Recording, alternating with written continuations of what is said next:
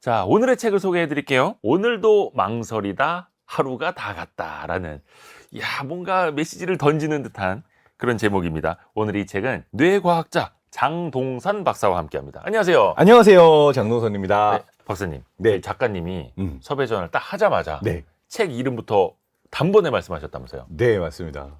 왜 이 책을 고르신 거예요? 두 가지 이유가 있는데요. 네. 하나는 제가 고르는 책들은 제 자신을 치유하기 위한 용도들도 크거든요. 근데 요즘 너무 일이 많아서 이 번아웃 직전 이미 왔는지도 모르겠어요.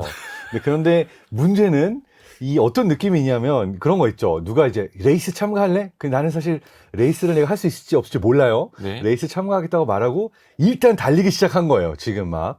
문제는 달리는 차 안에서 내릴 수가 없잖아요. 그러니까 운전대는 잡았고 달리고 있는데 내가 이거 사고 안 나고 끝까지 이거 다 돌 수 있나 이런 불안이 오죠. 예. 그러니까 요즘 제가 느끼는 감정이 와, 레이스를 지금 엄청난 속도로 달리고 있습니다. 근데 이 차를 내가 타고 달리고 있는데 이거 끝까지 결승골까지 들어갈 수 있을까? 다치지 않고 막 이런 걱정이 드는데 사실은 일단 레이스 잡아서 달리고 있으면 그런 걱정이나 불안을 안 가지는 게 좋아요. 그렇죠. 집중해야 되는데. 네네네. 그래서 사실 이 책을 읽으면서 오늘도 망설이다 하루가 다 갔다가 레이스랑 무슨 상관일까라고 생각이 되지만 사실은 내가 지금 내려야 되나 타야 되나 계속 달려야 되나 이 생각을 하면서 달리고 있는 상태는 벗어나는 게 좋은 거죠. 그렇죠. 그래서 많은 사람들이 지금 무언가 일을 하고 있지만 내 일을 멈춰야 되나 더 가야 되나 굉장히 많은 고민과 불안이 있을 텐데 이 책이 조금 그러한 부분에 대해서 답을 주기 때문에 골랐고, 사실 장동선 박사님의 이야기일 수도 있지만 또 많은 직장인들 아니면 사업을 시작한 사람, 자영업을 하고 있는 사람 누구에게나 네. 망설임이나 또 고민은 있을 수밖에 없는 거죠. 근데 사실 책을 보면은 불안과 심리에 관한 책이긴 합니다. 네. 근데 사실 이런 심리학적으로 불안을 다루는 책들이 굉장히 많잖아요. 네, 맞습니다. 이 책은 좀 어떻게 다른 거예요? 제가 사실 이 불안이라는 주제를 다루게 되면은 약간 어떤 스타일이냐면 이 관련 서적을 한 20권을 다 주문해서 다 쭉 봐요. 그럼 그 중에서 한 3권 정도가 좋다라고 한 책들이 남거든요.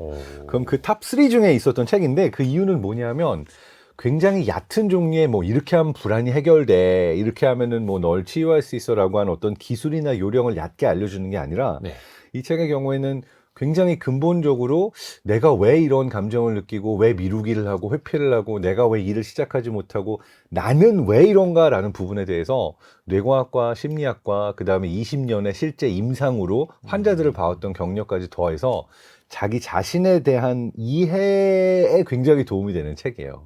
자기 자신을 이해하는 데 도움이 네. 되는. 사실 한국어 제목도 좋긴 하거든요. 네. 오늘도 망설이다 하루가 다 갔다. 네네. 그런데 원제는 예. Overcoming Anticipatory Anxiety예요. 뭐냐면 좀 어려울 수 있는데 예. 내가 예측을 많이 해서 생겨나는 불안, 예기 불안, 이거를 극복하자. 근데 우리가 살면서 겪는 대부분의 불안은 실제로 일어난 일에 대한 불안이 아니라 일어날지도 모르는 또는 과거에 내가 경험했던 것 때문에 이거 또 일어날 거야 라고 예측하는 종류의 불안이거든요. 그래서 이것을 어떻게 극복하는가에 대한 책이라서 굉장히 이 책을 다 읽고 나면 하고 나 자신에 대한 이해도가 올라갑니다. 단순히 뭔가를 망설이다가 시간을 보낸다라는 책 내용이 아니라 내가 뭘 자꾸 예상을 하고 예측을 하면서 스스로 불안해지는 것, 그걸 극복해 나가는 그런 방법에 관한 책. 네, 그렇기도 하고 조금 더 쉽게 얘기하면 이런 거죠. 내가 당장 무언가 행동을 해야 되는데 마비된 상태들이 있죠. 이러지도 저러지도 못하고 저러지도 못하고 뭔가 이렇게 딱 멈춰있는 진퇴양난, 나 어떡하지? 라는 상태에 멈춰있는 느낌. 이게 사실 제일 불편한 상태잖아요. 근데 딱 그 상태에 대해서 이야기를 하는 거예요. 그러니까 오늘도 망설이다 하루가 다 갔다가 뭔가 시작하지 못하는 망설임만이 아니라 내가 어떤 일 한가운데서 이러지도 못하고 저러지도 못하고 내 스스로가 마비되는 것 같은 느낌. 그게 왜 그런가 보면은 나의 예기 불안, 나의 불안 때문에 그런 건데 이것을 어떻게 해결할 수 있고 이 불안의 원인이 무엇인가를 설명해주고 있습니다. 그러니까 뭔가 결정을 내리지 못하고 시간은 째깍째깍 지나가고. 혹시 박사님도 그런 적 있으세요? 망설이다가 하루가 다 가버린? 보통 주식 보다가 자주 그러죠. 이거 언제 사야 되나? 언제 팔아야 되나? 망설이다 결국 아무 행동을 못 했는데 그때 팔았어야 했어. 타이밍을 놓친. 네, 그런 경우도 많지 않나요? 제 얘기이기도 합니다. 예. 누구에게나. 그런데 파란색으로 바뀌고. 네. 사실 근데 뭔가 망설인다 아니면 결정을 빠르게 잘 못 내린다. 결단력이 떨어진다. 이게 혹시나 사람의 어떤 성향 때문에 좀 다 달라질 수도 있지 않을까요? 어떤 사람은 결정을 잘 내리고 어떤 네. 사람은 그렇게 못하고. 네.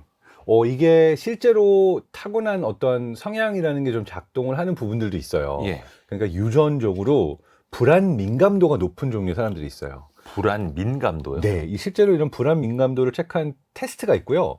그 다음에 최근에는 다른 종류의 책인데 highly sensitive people이라고 그래서 어려운데요. 굉장히 예민한 사람들 있죠. 나 너무 살면서 이렇게 상처도 쉽게 받고 불안도 쉽게 오고 아주 민감하고 예민한 종류의 사람들이 있거든요. 다른 사람들에 비해서 불안이 빨리 오는 편이에요. 이런 것들은 유전적인 영향도 있고 성향의 영향도 있어서 이런 불안 민감도 체크를 해보면 아, 내가 지나치게 예민한 종류의 사람인지 아닌지, 그러니까 이게 지금 잠깐의 상태인지 아니면 내가 원래 약간 그런 불안에 취약한 형태인지 테스트할 수 있는 그 테스트도 있고요. 성격 기질적으로 볼 때 아무래도 생각을 많이 하고 이렇게 나의 직관에 의지하는 종류의 사람들이 요 불안이 조금 더 있을 수 있지 않나라고 생각도 할 수 있을 것 같아요. 조금 더 직관에 의지하는 사람이니까. 그러니까 MBTI로 보면 MBTI를 뭐 저는 과학적이라고 얘기하지는 않지만 소통의 도구로 재밌긴 하잖아요. 네. 그러면 우리가 이제 TF도 나누고 EI도 나누는데 요 경우에는 N하고 S의 차이가 약간 영향을 끼치지 않을까 생각이 돼요. N이 직관적인 것, 예. S는 감각적인 것. 그러니까 예. 쉽게 말하면 이런 거죠. 어떤 사람은 나 저 집에 가면 맛있을 것 같아 라고 예측을 하고 가지만 예. 이게 이제 N 그 직관적인 쪽인 거죠. 어. 반면에 S의 경우에는 내가 데이터를 봐야 돼요. 먹어봐야 아는 거고 결점도 봐야 되고. 내가 실제로 이거를 경험을 해봐야지만 데이터가 되는 그러니까 실제 경험에 의존하는 판단. 아하, 자, 이게 이제 실제 경험. S에 해당이 되는 거죠. 그러면은 그냥 직관적으로 판단을 하려는 사람에게서 불안이 조금 더 민감할 수가 있다. 그럴 수가 있죠. 왜냐하면은 본인 스스로가 다 경험을 해보는 사람은 지르고 해봐야 되는 건데 예. 이제 하기 전에 아 이게 맞나? 저게 틀리나? 그러니까 직관적으로 지르면 좋은데 이게 생각만 하고 아 이 느낌이 맞는 것 같기도 하고 저거 같기도 하고 이 어느 순간 이 망설임의 늪에 빠져버리면서 그렇게 갈 수 있는 가능성들이 있죠. 왜냐하면 아무래도 이 머릿속에서 시뮬레이션을 많이 돌리는 스타일이니까 그 스타일보다는 실제로 행동을 하는 쪽이 불안에는 조금 더 유리한 부분이 있습니다. 그래서 기질과 성향에 따라서 불안 민감도가 좀 다를 수도 있다. 그래서 앞에서도 장동선 박사님이 이야기를 해주셨습니다만 이 책은 자신을 이해하는 데 도움이 된다. 네. 좋은 책입니다. 그러면 심지어 이 책 같이 봤던 작가님이 예. 보면서 여러 번 울컥하셨다고. 내가 이 책에서 나 자신의 모습을 몇 번 봤다. 근데 저도 그랬거든요. 심지어 저도 뇌과학 전공자인데 이 부분은 야 너무 잘 적어줘서 읽으면서 아 이게 나의 문제였구나 라고 하면서 왜 그런 걸 깨닫는 순간 이렇게 뭉클 울컥하는 감정들이 있죠. 네네네. 그래서 진짜 잘 쓴 책 같습니다. 왜냐하면 실제로 한 20년 30년 동안 불안 스트레스 장애 환자들을 치료해 오시던 분들이 그 메커니즘을 쓴 책이라서 읽다가 정말 그 누구나 아마 자신의 모습의 일부를 발견할 수 있을 것 같습니다. 공감할 수 있는. 공감할 수 있는. 자꾸 책에서 내 얘기를 하고 있는. 네. 키워드를 통해서 하나하나 더 깊이 들어가 볼게요. 오늘의 책! 셀리 엠 윈스턴과 마틴 앤 세이프가 쓴 오늘도 망설이다 하루가 다 갔다. 이것이 궁금하다. 키워드로 풀어볼게요. 첫 번째 키워드. 우리는 왜 불안해하는가? 불안해하는 이유. 그러니까 사실 그냥 멀리서 한번 보면 저 사람이 뭔가 빨리 결정도 못하고 행동도 못하고 망설이고 있고 아유 저 우유부단해. 게을러 빠져가지고 또 이렇게 말할 수도 있잖아요. 네, 그게 이제 겉에서 보는 내 속마음을 알지 못하는 사람들은 그렇게 봐주는 경우들이 많죠. 네. 근데 사실은 많은 경우에 그 게으르다기보다 우유부단하다기보다는 그 행동을 하지 못하게 만드는 일종의 불안이 깔려 있는 거고요. 그 불안이 결국은 나의 행동을 저해하고 있는 거라서 이거는 그 사람의 문제라기보다는 네. 그 사람의 상태 또는 그 사람이 지금 가지고 있는 어떤 태도나 패턴 그 문제라서 사실은 이 사람은 원래 게을러 우유부단해라고 말하기보다는 그 조금 더 근본적으로 들어가서 왜 그러한 행동을 보일 수밖에 없는가를 이해하는 게 중요하고 네. 그 부분에 있어서 이제 우리는 왜 불안해하는가라는 얘기를 하고 있죠. 아하. 여기에서 예. 사실은 1장은 이렇게 시작을 해요. 1장은 얘기 불안. 얘기 불안. 그러니까 이 책의 원래 영어 원제가 overcoming, 그러니까 얘기 불안을 극복하는 법. 네. 불안이라고 쓰여 있잖아요. 네. 그래서 우리가 일단 불안을 이해하는 게 중요합니다. 불안을 이해하는데 두 가지 종류로 나눠서 이해하면 쉬워요. 불안의 두 가지 종류. 네. 이유 있는 불안, 아. 이유 없는 불안. 어. 자, 이유 있는 불안은 뭐냐? 예를 들어서 지금 우리가 여기 방송하고 있는데 갑자기 칼든 강도가 막 들어온다. 네. 칼 들고 내 앞에 있다. 그럼 당연히 불안해해야죠. 공포, 불안, 공황 올 수 있죠. 그렇죠? 그럼요. 이건 이유 있는 불안이죠. 그렇죠. 그렇죠? 자, 근데 그런 걸 한번 아주 운 나쁘게 경험을 했다라고 칩시다. 그럼 그 다음부터는 내가 여기 와가지고 가만히 있는데 또 들어오는 거 아니야? 불안이 생길 수밖에 없죠. 자, 이 경우에는 사실은 이유가 없는 불안이에요. 내가 경험을 한번 했기 때문에 네. 내 뇌가 시뮬레이션을 해서 그런 상황이 또 일어날 수 있어 라고 내 스스로에게 예측을 해주기 때문에 일어나는 불안이지. 아, 그게 이유가 있는 불안이 아니라 이유가 없는 불안인 그러니까 거예요? 이유가 과거에 있었던지 아. 아니면 그 이유가 미래에 일어날 수 있었던지지. 그냥 현재 기준. 지금 현재 기준 내 눈앞에 아. 불안의 공포의 이유가 눈앞에 있지 않은데 불안을 느낀다. 그럼 이거는 예기 불안이라고 하는 거예요. 그래서 이걸 뇌과학적으로도 우리가 나눠서 볼 수 있고 뒷장에서 이걸 좀 더 자세히 설명하기도 하는데 기본적으로 이유 있는 불안은 편도체 불안이라고 부를 수 있어요. 당장 내 편도체가 공포를 느끼고 눈앞에서 벌을 무서워하는데 벌이 나타났다? 무섭잖아요. 네. 그럼 요거는 이유 있는 불안, 편도체가 당장 공포를 느끼게 하는 불안이에요. 그래서 살아남아야 돼, 도망가 이런 신호를 주는. 그렇죠. 그렇죠. 네. 지금 당장 싸워야 돼, 뭐 얘를 때려잡아야 돼, 아니면은 내가 지금 도망가야 돼, 어떻게 해야 돼라고 하는 그러한 즉각적인 반응이 일어날 수 있게 해주는. 이건 정말 즉각적으로 오는 내가 통제할 수 없는 종류의 불안이죠. 그런 사건이 눈앞에 펼쳐지면. 네. 자, 그런데 이 상황에서 어떤 행동을 해야 되는가, 또는 이 상황에서 어떻게 해야 내가 살아남기 좋은가, 이게 생각을 하기 시작하잖아요. 네. 판단을 하고. 그러면은 이 신호가 편도체에서 끝나는 게 아니라 전전두엽까지 가요. 그러니까 이 뇌 앞쪽에서 생각하고 판단하는 영역으로 이성적인 신호가 갑니다. 판단을 하는 네. 영역까지. 그러고 나면 이제 요 컨트롤 센터에서 이제 말하자면 지시를 내리는 거죠. 지령을. 네. 우리가 이제 뭐 요거를 동네 파출소와 어떻게 뭐 중앙 보고를 해가지고 이제 보고 체계를 올라가서 중앙 경찰청에서 예. 자 그럼 이렇게 대응을 해라. 여기 뭐 더 많은 그 경찰관을 파견해라라는 결정을 내릴 수도 있잖아요. 네네네. 그런 것처럼 이제 보고가 올라간 게 전두엽에서 이제 중앙 본부고 일선에서 실제로 사건이 일어나는 쪽이 당장 지금 이 대처를 해야 되는데. 대처를 해야 되는 쪽이 편도체. 아. 자, 근데 얘기 불안은 뭐냐? 한 번 이 중앙본부에 보고가 올라갔잖아요. 네네네. 그리고 사건 해결이 됐어요. 네. 근데 중앙본부엔 데이터가 남아 있는 거예요. 이거 불안한데? 이거 이쪽에서 사건이 일어났으니까 여기만 이 사건이 일어나라는 법이 없고 딴 데도 또 일어날 수 있는 거 아니야? 네네. 라고 하면서 데이터가 있다 보니까 실제로 사건이 일어나지 않았는데도 대처 방법들을 고민하고 있는 거예요. 그럼 때때로는 사실은 일회성으로 끝날 수 있는 어떤 사건인데 필요 없는 곳에 경찰관을 몇 대씩 막 보내고 과잉 대응. 과잉 대응할 수도 있는 거잖아요. 그럼 이 경우에는 사실은 실제로 지금 사건이 있어서 보내는 게 아니라 옛날에 사건이 있었기 때문에 또는 혹시 사건이 일어날 거라고 예측을 해가지고 이제 대응을 하는 건데 이러한 종류의 방금 말한 것처럼 중앙청에서 이유 없이 그냥 예전에 있었던 사건 때문에 또는 예측을 해가지고 사건도 없는데 과잉 대응을 하고 있는 상태가 우리 몸, 우리 뇌로 이야기하게 되면 예기불안의 상태인 거예요. 그 왜 애니메이션 영화에도 나오듯이 인사이드 아웃인가요? 아, 너무 그 좋아합니다. 머릿속에서 얘들이 막 과잉 대응하고 있는 그런 상황이 막 얘기 불안일 수도 있는 거네요. 그 과잉 대응의 반응이 또 여러 가지가 있죠. 예를 들어서 버럭이. 화내는 애 같은 경우는 버럭, 화내는 버럭. 네네네, 예. 분노로 이제 과잉 대응을 하는 경우들도 있고, 네. 또는, 소심이도 있고. 네, 아니면은 이제 까칠이 같은 경우는 뭐 그거를 좀 피하려고 하거나 아니면 그 무서워하는 애 있잖아요. 예민해하면서 그 피하려고 하는 겁 많은 애. 네. 그러니까 다양한 종류의 반응들이 나올 수가 있지만 실제로 당장 사건이 없는데도 내가 그 사건을 머릿속에서 만들어내서 불안해하는 게 우리가 경험하는 대부분의 불안이다. 근데 앞서서 조금 불안에 대한 민감도가 기질과 성향에 따라 좀 다르다라고 말씀을 해주셨고, 네네네. 근데 이 책에서 저자가 결정을 미루는 건 성격이 아닌 태도다라는 지적을 합니다. 네. 이 말 좀 해석을 좀 해주세요. 아, 이게 너무 좋은 말이에요. 왜냐하면은 나는 이런 사람이야. 나는 원래 이런 데 생각을 더 해봐야 돼. 라고 얘기를 하지만 우리가 잘 생각해보면 이게 정말 나의 성격인지 아니면 내가 그냥 나중에 나 스스로에게 만들어낸 변명으로 인해서 생긴 태도인지를 생각을 해봐야 되거든요. 네. 그래서 많은 경우에 이제 만성적인 망설임을 보일 때는 몇 가지 이제 패턴들이 있어요. 예. 가장 많이 보이는 패턴. 나중에 생각하자. 미루기. 글 쓸 때도 그렇지 않아요? 예. 데드라인이 오면 생각하자. 그죠. 지금부터 고민하지 않고 데드라인 당장 떨어지면 막 정말 미친 듯이 막 일을 하지만 네네. 일단은 미루기, 지체하기 네. 이런 패턴을 보이는 건데 요거는 성격이라기보다는 어떤 상황이 왔을 때 내가 이 일을 바로 처리해버리느냐 미루느냐 이건 약간 나의 태도처럼 되어 있는 부분들이 있어요. 네.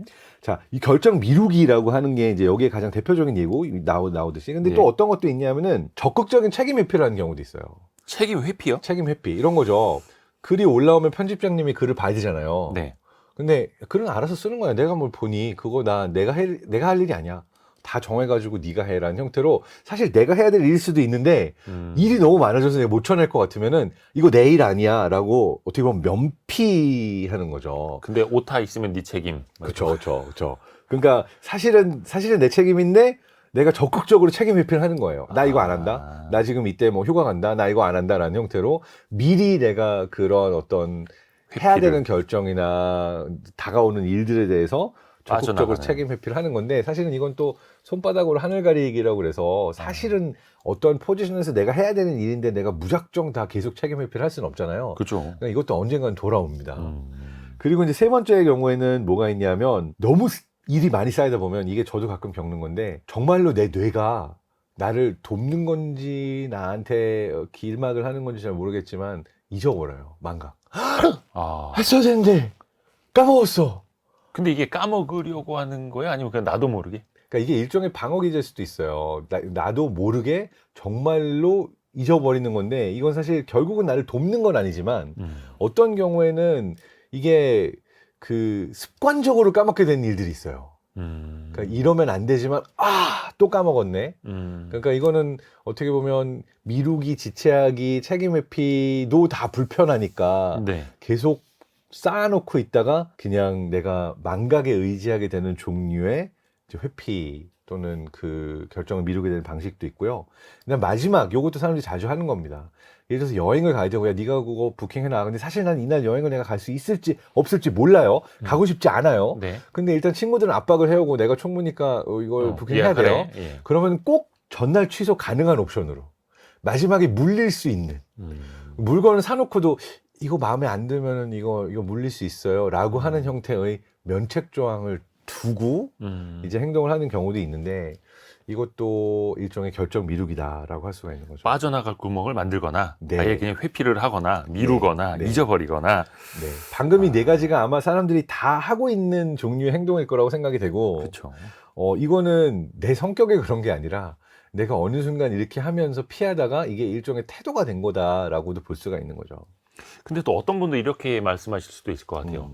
내가 결정을 잘 못 내리는 것, 혹은 내가 좀 뭔가 불안해하면서 생각하는 건 나 사실은 이거 신중하게 보는 거야 라고 생각할 수도 있지 않을까요? 참 뇌가 놀라운 게 변명을 정말 잘 만들어내요. 그러니까 변명. 보통의 경우에는 네. 사실 이게 내 안에서 다른 이유로 일어나게 된 그 선택과 판단인데 네. 우리의 뇌는 선 판단하고 후 이유들을 만들어내요.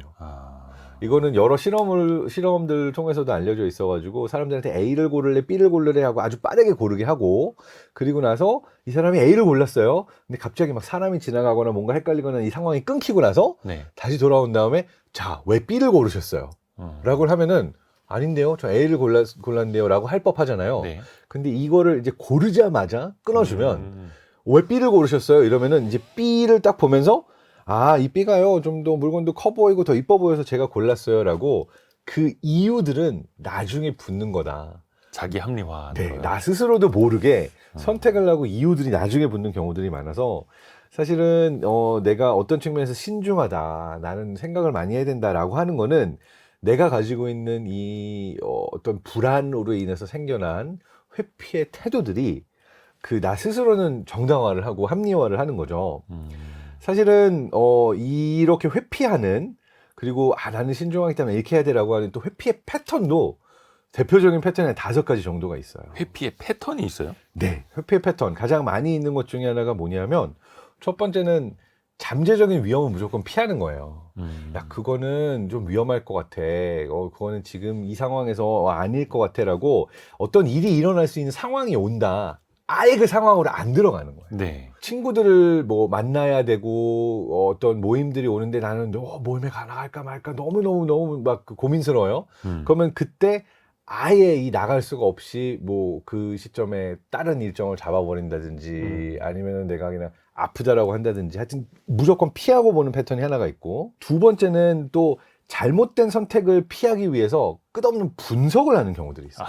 끝없는 분석. 끝없는 분석. 네. 그래, 그거 할 거야. 나 분명히 할 거야. 근데 우리가 하려면 어디서 만나고 어디서 뭘 하고 내가 어떻게 해야 잘할지를 내가 딱 한번 계산을 해보고 나서 완벽한 계산이 되면 선택을 할게라고 하는데, 사실은 끝없이 계산만 하다가 선택을 안 하는 좋은 이유가 되는 거죠. 이것도 일종의 회피. 이걸 주식 투자로 얘기하면 좀 잘 되겠네요. 내가 지금 당장 이걸 팔아야 되는데 팔게 되면 손해를 얼마나 보게 되는지, 그 다음에 앞으로 1년 안에 이게 얼마나 오르게 될지 내가 계산을 다 해볼게. 근데 계산하다가 타이밍은 이미 지나가는 거죠.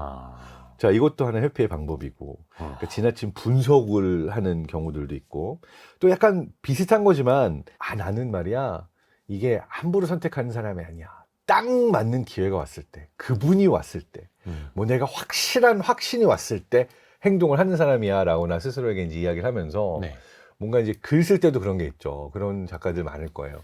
내가 일단 앉아가지고 잘 되건 안 되건 당장 데드라인이 다가오니까 써야 되는데, 난 지금 영감이 떠오르지 않아. 내가 영감이 떠오르는 순간은 뭔가 날씨가 좋으면서 햇살 뜨는 거 보면서 커피 하나 마시고 나서 마음이 평화로울 때 글이 써지는 거지, 지금 같은 상황에서 앉아도 난 억지로 하면 안 돼. 막 네, 이런. 글은 안 써질 거야.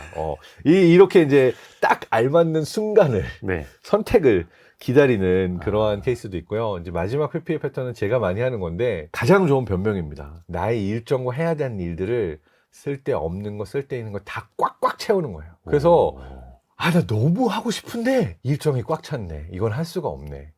라고 말하자면은 빠져나갈 구멍이 없이 너무나 많은 것들을 이미 꽉꽉 채워놔가지고 나 스스로를 마비시켜서 회피시켜버리는, 다양한 패턴으로 사람들이 불안감을 이기기 위해서 안 하는 쪽으로 회피를 하고, 회피를 다양한 방식으로 정당화를 시키죠.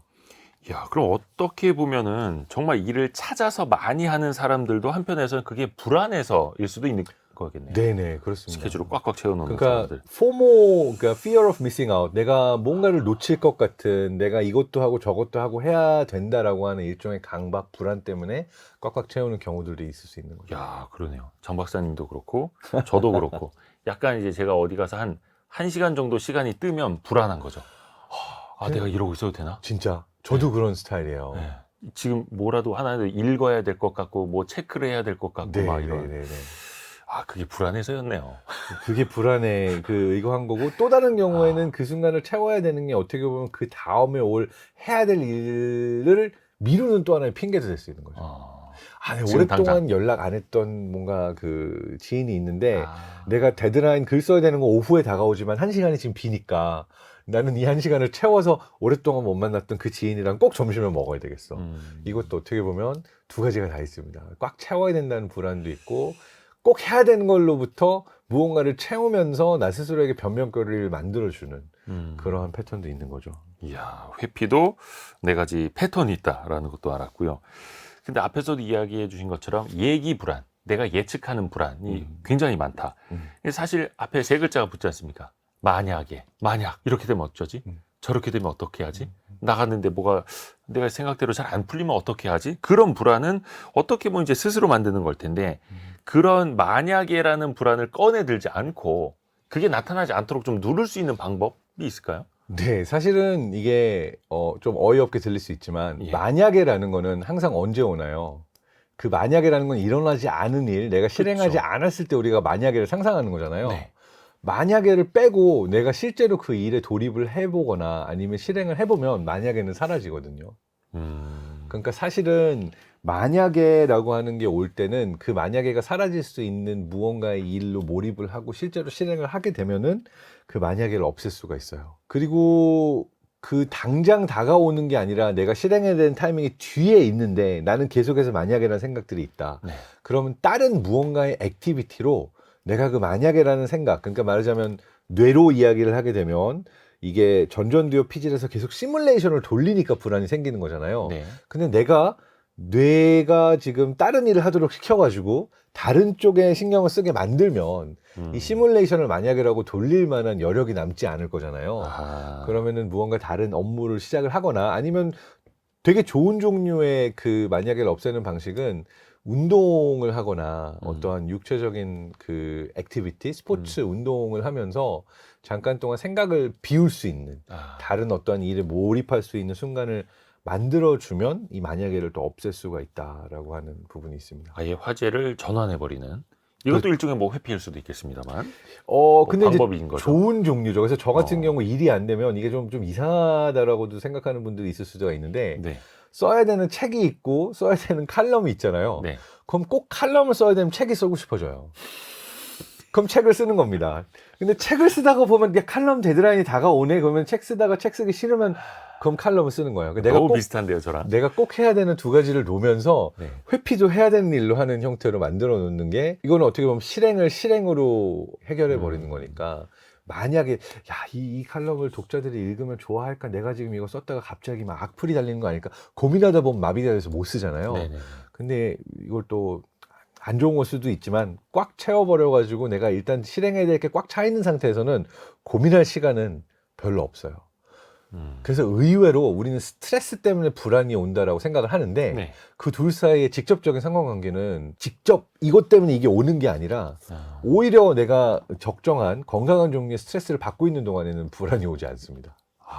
스트레스 때문에 불안이 오는 게 아니다. 물론 과도한 스트레스는 그 그죠, 뭐든 안 불안과 좋겠죠. 연관성이 있긴 하지만 네. 내가 지금 당장 일을 해야 되는 어떤 종류의 적정한 종류의 그 긍정적인 선까지의 스트레스는 약간의 긴장감. 네네네. 네. 그게 오히려 불안에는 반대로 도움이 될 수도 있습니다. 동시에 여러 가지 일을 하는 것도 사실 저랑도 되게 비슷하십니다. 창을 그래서 항상 2개, 3개씩 띄워놓고 이거 하고 있으면 또 이거 생각나고 이거 하고 있으면 저거 생각나고. 사실 효과적이진 않아요. 왜냐하면 맞아요. 내가 효과는 멀티태스킹을 할 때는 항상 그 손해보는 비용이 생기기 때문에 네. 하나를 끝내고 다음으로 넘어가는 게 중요한데 그래서 이 경우에는 이제 뭐 다양한 자기개발 팁들이 존재하죠. 최소한 30분은 몰입을 하고 예, 그 하나에 다음으로 넘어가라 뭐 이런 것들도 있고. 우리가 참 뇌를 그렇게 효율적으로 사용을 해야 되는데요. 참 그게 쉽지는 않습니다. 다음 키워드도 들어보죠. 다음 키워드. 불안을 감지하는 뇌. 사실 많은 사람들이 내 마음이 불안해 이렇게 표현을 하지 않습니까? 네네. 근데 이게 마음에서 오는 게 아니라 몸과 마음은 연결이 되어 있고요. 네. 그러니까 불안하면은 이 호르몬을 포함해서 온몸에 이제 뭐 심장도 뛰고 호흡도 가빠지고 하는 종류의 증상들이 신체적으로도 나타날 수 있는 거라서 네. 내 마음의 상태는 몸으로 나타나고 몸의 상태를 뇌가 모니터링하기 때문에 네. 마음과 몸과 뇌는 하나의 유닛으로 연결이 되어 있다라고 네. 보시는 게 좋을 것 같고요. 초반에 이제 이 책에 대해 설명하면서 이유 있는 불안과 이유 없는 불안을 나눴잖아요. 네. 그리고 각각이 편도체를 통하거나 전전두엽을 통하거나라는 두 가지 종류의 메커니즘이 있다. 네. 그러니까 내 눈앞에 불안하고 공포를 느낄 이유가 있는 건 편도체를 통해서 우리가 공포를 느끼는 거고, 그게 아니라 그런 경험이 있었거나 아니면 내가 상상해서 일어나는 거는 전전두엽을 통해서 시뮬레이션을 통해서 일어나는 예기 불안이다. 네. 이렇게 나눴죠. 그래서 요거를 우리가 적용해봐서 이 뇌의 발달 단계로 한번 생각을 해보게 되면은 갓 태어난 신생아 아기는 불안이 있을까요? 없을까요? 그 태어난 지 지금 일주일 됐어요. 세상을 막 좀 알아가기 시작하는 중입니다. 제가 신생아였을 때 기억이 나진 않습니다만 그래도 생명체니까 불안이라는 게 있지 않을까. 그래서 우는 거잖아요. 막 먹을 거 달라고, 젖 달라고 우는 불안해서 거 아니에요? 우는 걸까요? 아니면 아닌가? 그냥 정말 당장 배고프니까 1차적인 배고픔 때문에 아, 뭐 추워서 몸이 안 좋아서 기저귀가 축축해서 우는 걸까요? 그러면 그는 이유가 있는 거고. 그러니까 태어나자마자 신생아는 사실 불안을 알지 못합니다. 그러니까 이게 불안이라는 게 생겨나는 메커니즘을 뇌에서 이야기를 하게 되면은 예. 경험이 쌓이고 그 경험을 예측할 수 있게 해주는 일종의 패턴이 기억으로 학습이 되고 예. 그리고 나서 이 기억으로 학습이 돼서 예측이 될 수 있는 능력이 생겨나야 불안이 오는 거예요.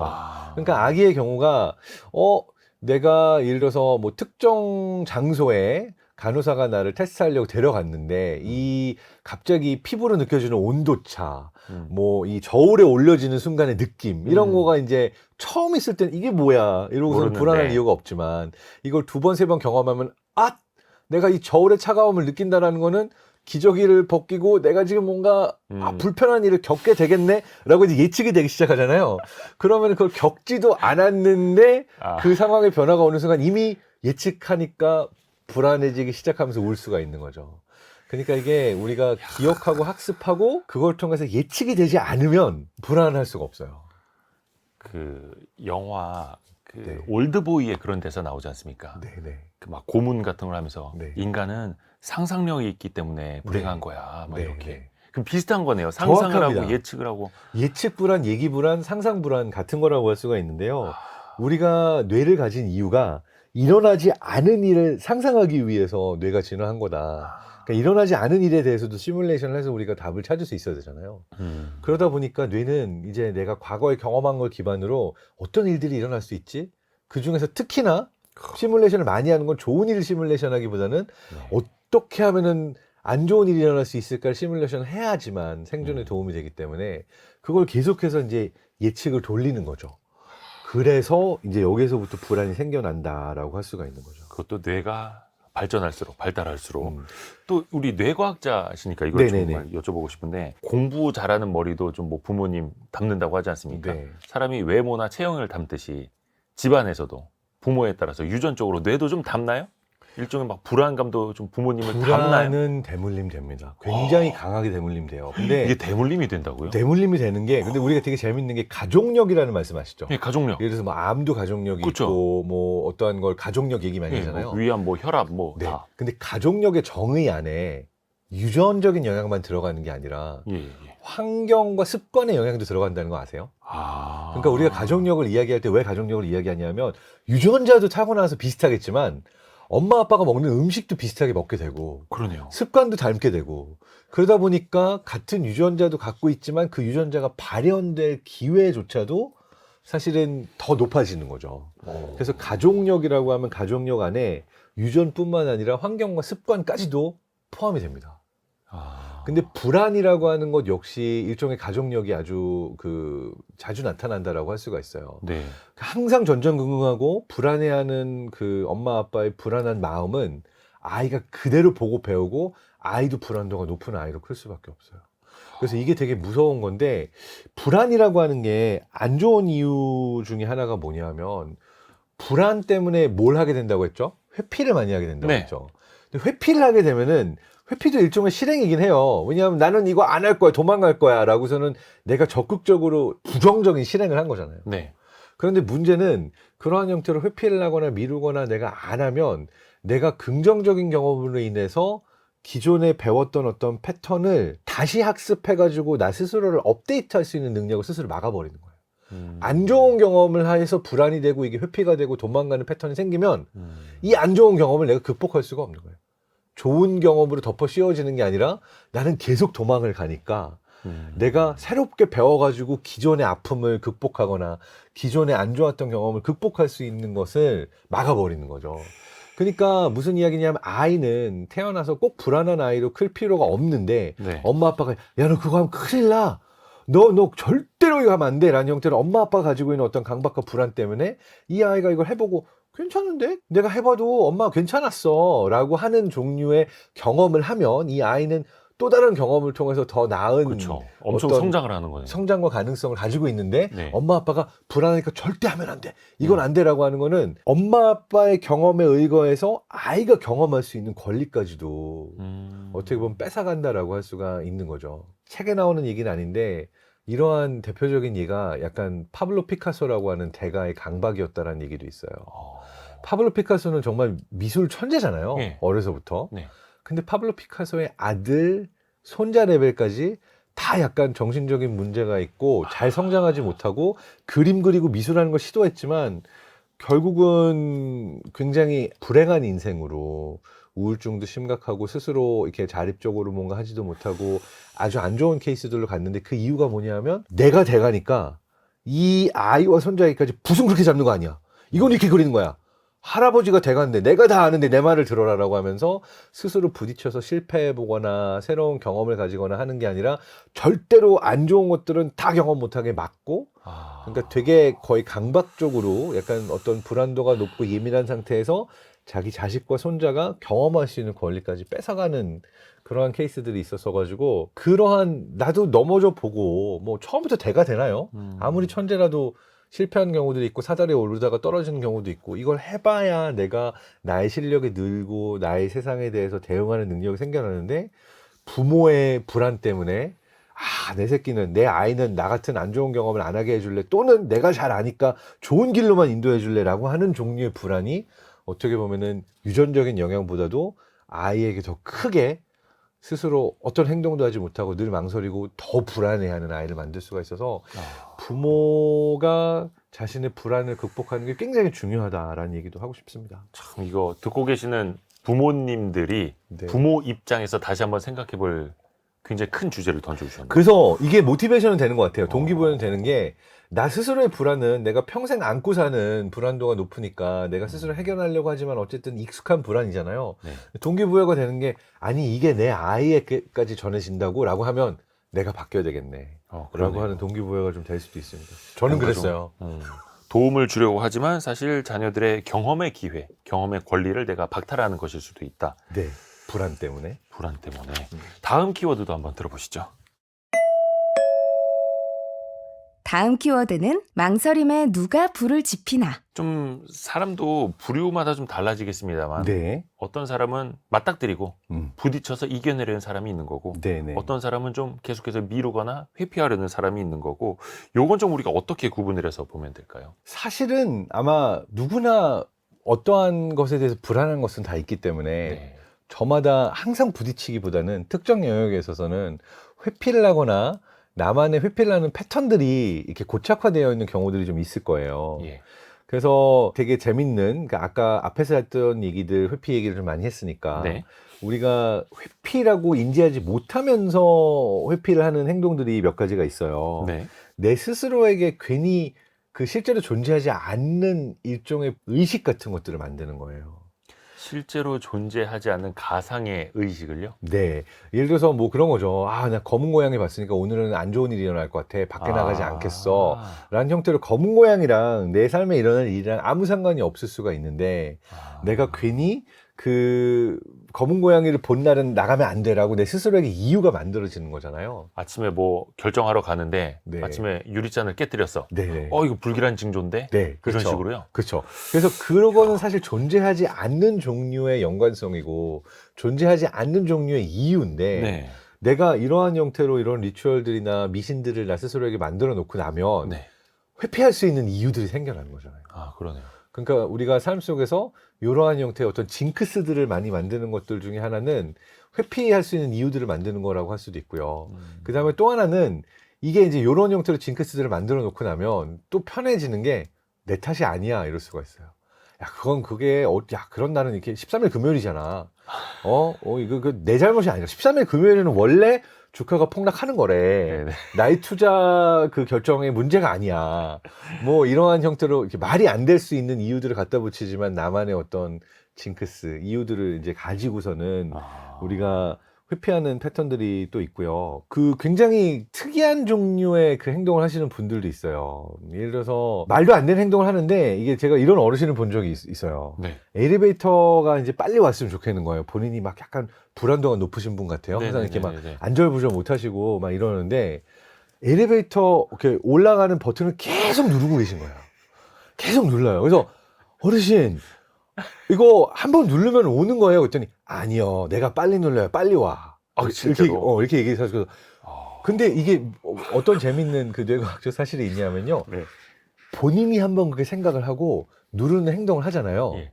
그럼 이분은 누르면서 이 누르는 행동으로 시간이 더 빨리 간다라고 느끼기 때문에 체감을. 이분의 체감 안에서는 실제로 내가 이거를 누르고 있을 때 엘리베이터가 더 빨리 오는 거예요. 안 누를 때보다. 기다리면은 이게 언제 오나 이게 답답하고 불안한데 내가 이걸 누르는 행동을 하고 있으면 그러니까 이게 약간 강박적인 행동에 이제 해당이 되는 건데 이 경우는 조금 우리가 이거 어이없다라고 느낄 수 있는 예지만 네. 잘 생각해 보면 우리가 삶 속에서 비슷한 일들 종종 하고 있습니다. 그럴 수 있겠네요. 그렇죠. 이메일 안 오나 계속 들여다보고. 무슨 새로 고침. 네네네. 새로 고침. 그리고 이제 주식 안 오르는데 계속 들여다보고. 들여다보면 올라갈 것 같아서. 네, 그렇죠. 그래서 음. 그런 것도 여기에 해당이 됩니다. 뭐냐면 야, 내가 축구를 안 봐야 골이 들어가더라. 네. 나 축구 내가 보면은 우리 져. 내가 안 봐야 이겨. 그러니까 이런 종류의 패턴을 만들어 놓는 것도 좀 이상한 종류일 수 있지만 사람들은 이런 종류의 이제 인지적인 의식 행위들도 많이 하기도 합니다. 신기합니다. 사실 우리가 발을 동동 구르는 것도 그 중에 하나일 것 같습니다. 그럴 수가 있죠. 근데 또 하나가 예를 들어서 어떤 분들은 최악의 경우에 대비해야 된다라고 말씀하시는 분들도 네, 있고 네, 경우의 수를 만들어 놔야 된다라고 말씀하시는 분들도 있거든요. 네. 이거는 좀 어떻습니까? 좀 대비가 되겠습니까? 자, 이게 이제 불안에 사로잡힌 사고 때문에 내 스스로를 이제 위안하려고 하는 종류의 그 시도기는 해요. 거기에 방금 말한 것처럼 막 이거 누르는 그런 행위도 포함이 예. 되고, 그 다음에 또 어떤 것도 있냐면 우리 다 망할 거야. 지금 뭐 우크라이나, 러시아도 전쟁이 일어났는데 중동도 전쟁이 일어났지, 다음은 대만이고 북한도 쳐들어온다. 우리는 전쟁의 시대에 들어갔어라고서는 뭔가 재앙, 파국화 이런 사고를 하면은 예. 어떠한 마음이 편해지냐면은 지금 현재에서 내가 진짜 해야 되는 일과 신경 써야 되는 일들이 다 하찮아 보여요. 그러니까 잠깐 동안 더 큰 재앙과 파국을 상상하고 올 거라고 믿게 되면은 내가 정말 해야 되는 일, 내일 지구가 멸망하더라도 나는 오늘 사과나무를 심어야 되는데 계속 멸망 생각하고 있으면 사과나무 심는 일이 하찮게 느껴지면서 이거 안 해도 될 거야. 안 하죠. 라고 내 스스로의 이제 실망과 충격을 덜기 위해서, 불안을 덜기 위해서 이제 파국화된 생각으로 이렇게 파고 들어가는 경우들이 있는데, 저는 이건 아주 개인적인 견해긴 합니다만 정치에 과몰입하시는 분들, 그러면서 정치에 과몰입해서 저 정당 되면 우리나라가 망할 거야, 절대로 안 되도록 해야 돼, 막 모든 걸 다 걸어가지고 이 너무 과몰입하시는 분들도 약간 이런 사고의 파국화, 재앙 시나리오, 요것들은 어떻게 보면 내 삶 속에서의 어떠한 불안들, 또 내가 해야 될 일들을 하지 못하고 내가 이걸 하더라도 잘 될까라고 하는 굉장히 원초적인 큰 불안들이 존재하는데, 그 불안들을 상쇄시키기 위한 일종의 방법론으로 재앙화, 파국화 이런 사고들을 가지는 경우들도 있죠. 적당히 관심을 갖고 적당히 걱정을 하는 것까지는 좋지만 네. 그걸 이제 파국적으로 생각을 하고 어디 가서도 자꾸 정치 댓글 다시는 분들 계시거든요. 그런 분들 한번 좀 생각해 보시면 좋을 것 같습니다. 왜냐하면 불안에 사로잡힌 사고는 모든 게 위험하다라고 계속 나에게 전달하는 거예요. 왜냐하면 나 스스로도 정당화를 해야 되고, 그 다음에 내가 피하는 것을 넘어서서 더 큰 문제가 생겨나면 이 문제가 이제 하찮아지거든요. 그러니까 저 정당이 정권을 잡으면 저 사람이 대통령이 되면 안 될 거야. 계속 불안을 느끼는 그런 것도 일종의 그런 형상이 될 수도 있겠네요. 예를 들어서 제가 아는 어떤 분은 이게 부모님이 자꾸 스트레스를 주면서 너 결혼해라, 너 취업해야지 막 이런 얘기를 하잖아요. 그럼 그것 때문에 스트레스를 받아요. 네네. 불안을 느낍니다. 그러면 어떤 종류의 전략을 갖고 계시냐면은 뭔가 더 큰 사고를 터뜨려 버리는 거예요. 그런 얘기가 안 나오도록. 더 큰 사고를 쳐버리는 거야 그냥. 자잘한 거 보이지도 않게. 네. 당장 취업, 결혼 이런 압박이 안 들어오게 뭔가 사기를 당했어, 뭐 지금 뭐 큰일 났어, 막 이런 것들을 이제 던지면 부모님의 입장에서 더 큰 게 들어오니까 이 작은 압박은 사라지는 거죠. 그럼 이제 부모님 입장에서 야야 결혼 안 해도 되니까 사고만 치지 마라. 사고만 치지 마라 이렇게 되는 거예요. 그렇게 해서 피해가는 분도 제가 하나 압니다. 네. 그것도 하나 방법이 될 수도 있겠네. 근데 좋은 사실, 방법은 아닙니다. 네. 그럼요. 네네. 근데 사실 이렇게 불안에 쌓여 있고 걱정을 하고 그게 또 행동으로 발현되는 거는 네. 우리가 흔히 불확실성의 시대라고 하지 않습니까? 맞습니다. 한 치 앞을 내다보기 어렵고 또 굉장히 빠르게 변해 나가고 있고, 그러면 이 불확실성의 시대에서는 이 불확실성이라는 걸 좀 어떻게 대해야 될까요? 사실은 이게 핵심이에요. 그러니까 우리 뇌의 핵심이기도 하고 불안 회피 행동의 핵심이기도 해요. 그러니까 뭐냐면 사실은 세상은 불확실하거든요. 네. 언제 누가 죽을지, 내가 죽을지, 어떤 일이 일어날지 알 수 없어요. 그렇죠. 제가 요즘 되게 좋아하는 비유 중에 하나가 독일의 작가가 쓴 그 1913년 세기말 여름이라는 소설책이 있어요. 1913년이요? 네, 1913년 세기말 여름이라는 책인데, 여기에 뭐 라이너 마리아 릴케, 알버트 슈바이처, 스탈린, 히틀러, 심지어 뭐 프로이트, 그러니까 당대를 풍미했던 20세기 초반의 모든 예술가, 철학자, 과학자, 작가, 뭐 정치인이 다 등장해요. 네. 이걸 그 옴니버스처럼 1월부터 12월까지 예. 일기장처럼 이 모든 위인들이 언제 어디서 커피 마시고 어떻게 박사 논문 쓰고 무슨 생각을 했는지를 연대기처럼 정리를 한 거예요. 근데 이 책에서 이제 핵심 포인트는 뭐냐면 1913년 여름은 모두가 어떻게 믿고 있었냐면 세계화됐고 글로벌됐고 무역이 꽃피는 시기이기 때문에 이제 전쟁은 끝났다. 앞으로 절대 전쟁 같은 거 일어날 수가 없고 우리는 아무리 조그만 위기들이 있더라도 세계가 망한 일은 없을 거야. 이런 얘기를 해서 그걸 글로 써가지고 유럽 지식인들이 다 믿고 심지어 노벨상까지 수상을 했던 노먼 에인절이라는 작가도 있어요. 그러니까 이걸 쭉 적으면서 이게 너무 재밌어요. 1913년에 2차 세계대전 가면 큰일을 하게 되는 스탈린이나 히틀러조차도 히틀러는 병역 기피하면서 도망 다니고 있고 스탈린은 이렇게 그 가방 하나 싸고 비엔나 와가지고 그 카페에서 커피 마시면서 있는데 여기서 제가 말하고 싶어하는 핵심은 뭐냐면 이 모든 역사책에 쓰여진 모든 위인들 중에 그 누구도 당장 1913년에 다음 해에 1차 세계대전이 발발해서 그 이후로 몇십 년 동안 유럽 전체에서 600만 명이 죽는 일이 일어날 거라는 거를 아무도 예측하지 못한 거예요. 심지어 그 이후에 전쟁에서 큰 일을 하게 되는 사람들조차도 박사 논문 쓰고 있고 커피 마시고 있고 그림 그리고 있고 1913년 여름에 비엔나에서 커피 마시면서 아무도 내년에 일어날 일을 알 수가 없었다. 이게 사실은 불확실성을 보여주는 대표적인 예인 것 같아요. 우리가 내년에 어떤 일이 일어날지 아무도 알 수가 없습니다. 그렇죠. 그런데 문제는 우리의 뇌가 이거를 인정하기를 어려워하고 스트레스 받고 힘들어해요. 왜냐하면 뇌는 최대한 세상의 불확실성을 줄여서 내가 확실하게 알 수 있는 정보들을 수집해서 나만의 세계의 모델을 만드는 거거든요. 예. 해는 동쪽에서 뜨는 거야. 뭐 이렇게 일을 하면 난 돈을 벌 수 있어. 내가 이렇게 하면 살아남는 데 도움이 되고 이건 이렇게 해야 되는 거야 라고 내가 진리라고 믿고 있는 패턴들, 세계의 모델들을 만들어 놓는 건데 네. 사람들은 여기에서 안정감을 느끼고 이 모델이 있어야 살 수가 있어요. 내가 당장 몇 분 후에 죽을지도 모른다는 상상을 하면서 우리는 살 수가 없는 거죠. 그렇죠.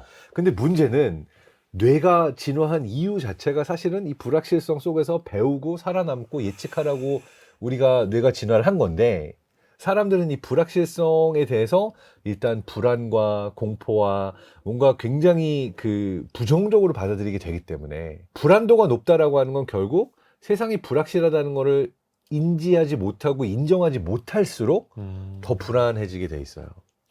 그럼 어떤 방식으로 막 해결하려고 하냐면은 네. 그냥 성급한 판단을 해가지고 그 불확실한 상황을 어떻게든 매듭지으려는 사람들도 있고 예. 아니면은 그 불확실한 걸 부정하면서 모든 거는 신이 결정하는 거야. 아니면 모든 건 이 법칙대로 굴러가게 돼 있어라고 자신만의 믿음 체계를 만들어서 불확실성을 부정하려고 하는 사람들도 존재하고 그래서 결과적으로 이 어떤 망설임 회피라고 하는 것도 사실은 불확실성을 받아들여야 되는데 불확실성을 받아들이지 못하고 일종의 가짜 위안을 받아들이면서 이러한 일들이 일어난다라고 할 수가 있는 거죠. 야, 1913년을 왜 세기 말이라고 표현했나 생각해 보니까 딱 이해가 되네요. 이제 들어보니까. 14년부터 어떤 일이 일어날지 모르니까. 그래서 요즘 그 얘기를 강연을 하면 합니다.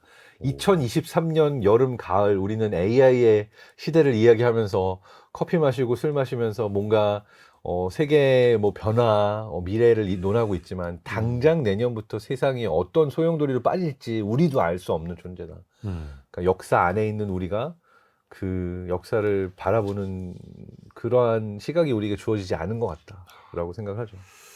다음 키워드도 들어보죠. 다음 키워드, 불안 회복하기. 자, 이제 한번 결론을 내볼까요? 그래서 그러면 불안하게 살지 않으려면 어떻게 해야 되는 거냐? 좀 힌트 좀 주십시오. 네, 이 책에서 되게 와닿았던 내용 중에 하나가 우리 내면의 목소리는 세 가지가 있다라고 얘기를 해요. 네. 첫 번째 목소리는 걱정. 어떻게 이거 안 될 거야. 네. 두 번째 목소리는 거짓 위안. 너가 지금 버튼을 누르면 돼.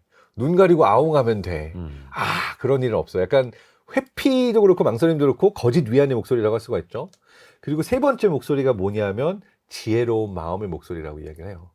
근데 지혜로운 마음의 목소리는 뭐냐? 아주 간단한 상식과 분별을 기반으로도 우리가 지혜로운 마음을 가질 수가 있는데 일단 해보자. 네. 일단 경험해보자. 실행을 하는 거고 그 다음에 바로 실행하기가 조금 두렵다, 불안하다.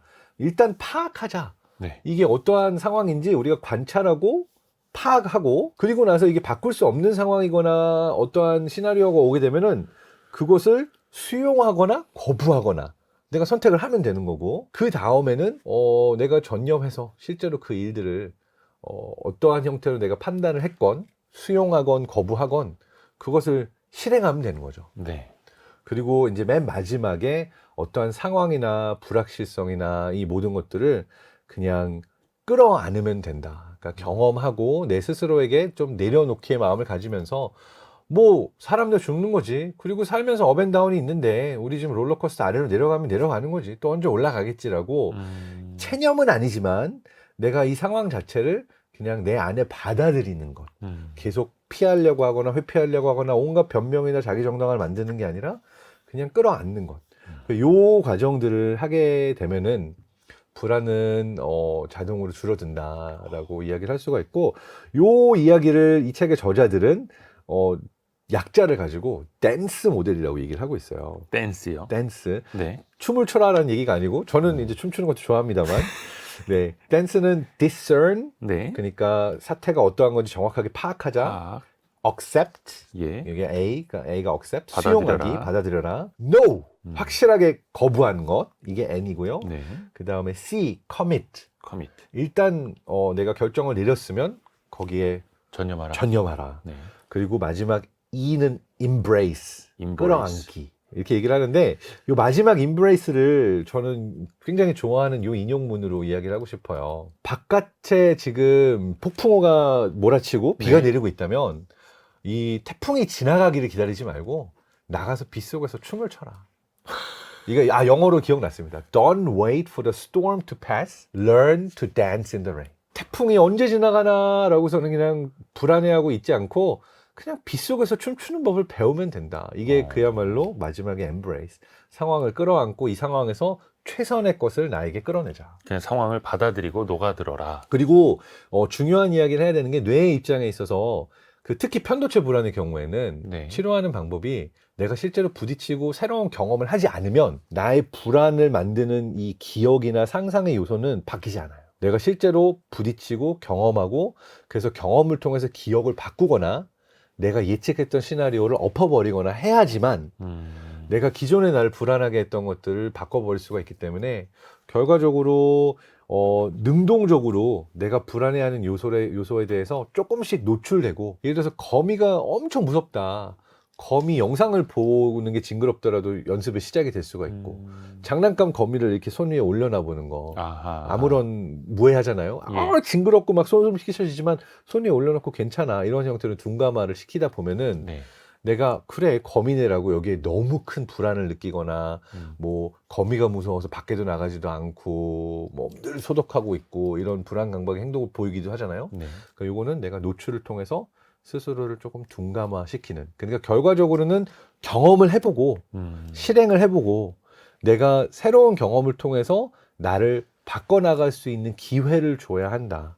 그게 불안 치료의 가장 근본적인 방법이라고 할 수 있죠. 컴퓨터로 따지면 덮어쓰기 이런 거네요. 새로운 경험으로. 자, 마지막으로 심쿵 한방으로 정리해 보겠습니다. 오늘의 심쿵 한방. 오늘도 망설이다 하루가 다 갔다를 관통하는 핵심 구절.